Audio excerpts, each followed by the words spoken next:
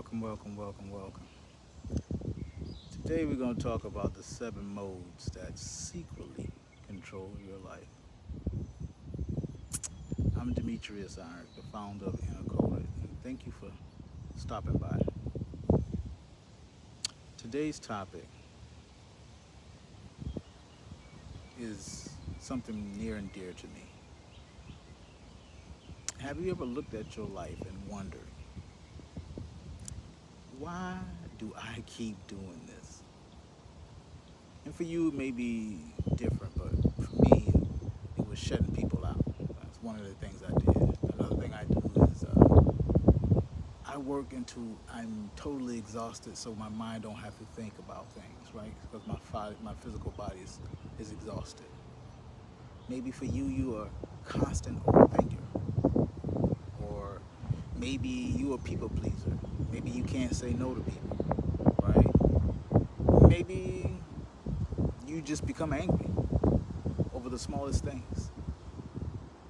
Or maybe you don't know how to take care of yourself, so you put everybody else first. But what if I told you none of those things that I've named is actually your personality? They're actually part of your survival mode, your survival mechanism that you picked up along the way.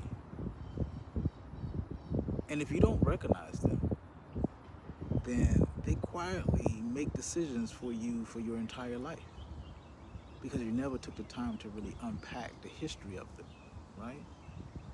Look at the pattern, right? For me, it was one of the biggest lies that I ever told myself was, this is just who I am.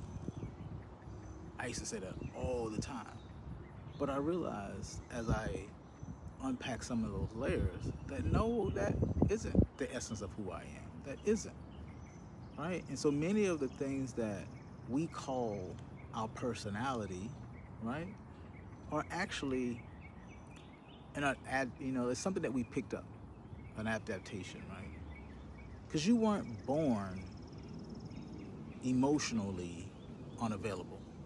You adapted to that, right? You weren't born to be hyper independent. You adapted to that. You weren't born with this anxiety or anxiousness. You adapted that, right? Your nervous system learned how to survive in the environment in which you grew up. And the problem with all of this is that it's just a survival strategy. But those strategies, once practiced over time, become a prison when we endanger ourselves, right, with that habit. So today, I wanted to talk about ways to introduce these modes to you so that you can recognize them and see them.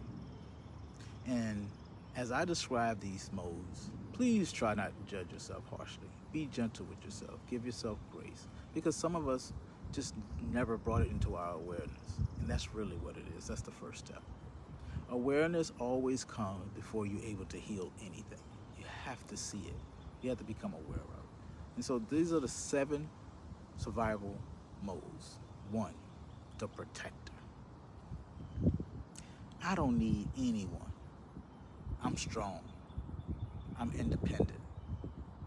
That person that never seems to ask for help. They always walking around with this air of confidence. But guess what? Inside they feel lonely. Second one, the pleaser. If everyone around me is happy, then I finally feel safe to breathe. Because I can't say no. Because that will bring conflict, and so that's part of that conflict avoidance, right?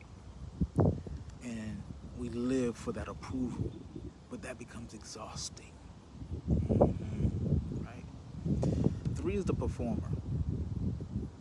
If I achieve enough, I'll finally feel worth it. And this is where I land, right? This is where I live, right? This is one of those things I'm continuing to work with.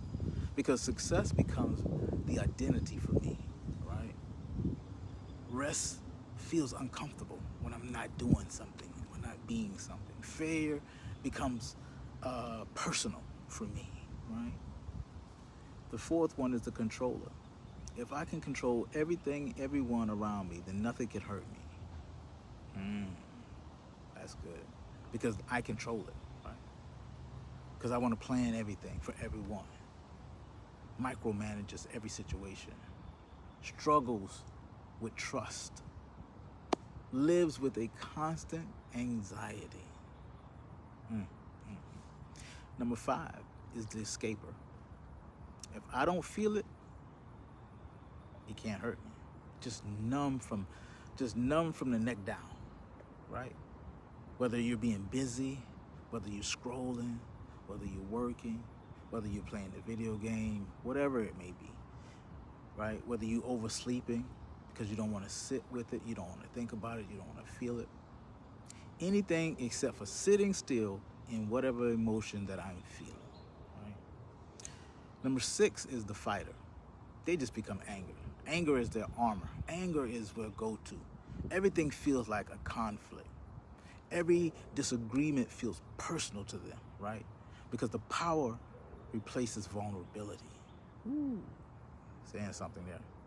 And number 7, the invisible one. That's the one that just shuts down. Stay quiet. Stay small. Don't take up a lot of space. Don't ask for too much, right? This is the person that often disappears in the relationship. They don't have a voice, or they choose not to use their voice. They tend to say, I don't know, a lot, right? And that I don't know is to get you off them, not to ask more questions, not to go deeper, to unpack what it is that they're actually feeling, right?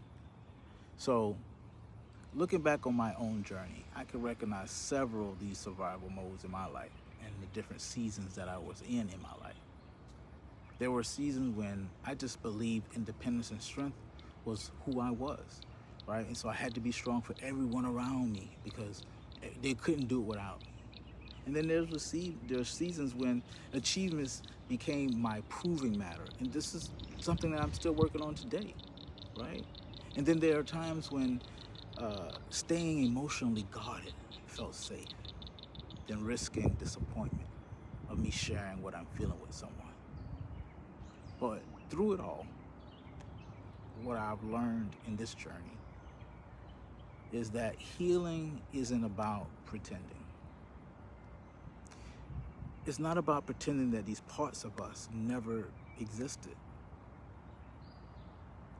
It's about thanking them for helping you to survive, and then deciding that it no longer will lead your life. So this is a little practice I want to drop with you and leave with you throughout this week if you can. Practice 1 is called the survival mode, right?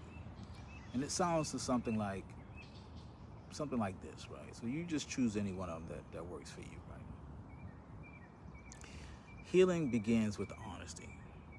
So start with some time just being honest with yourself, right?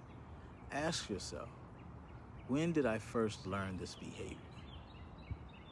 Not to assign it any blame, but just truly to understand and unpack. When did I first experience this, and how did it make me feel at that time?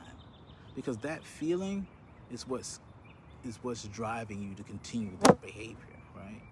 So get behind that, get underneath that, understand it, get underneath it, right? And then practice the opposite behavior just one time this week. Just one time. Whatever that is that comes natural, do the opposite. If you're a protector, then ask for help. If you're a people pleaser, then say no, right? Just do it one time this week, right? And so that's the practice that I'm gonna leave with you guys to work on this week, right? Because rest without earning it, if you're a performer, right? If you're a performer and you haven't earned your rest, it feels like you don't deserve it. Like if you're a controller, then to trust someone else with something feels very harsh and hard.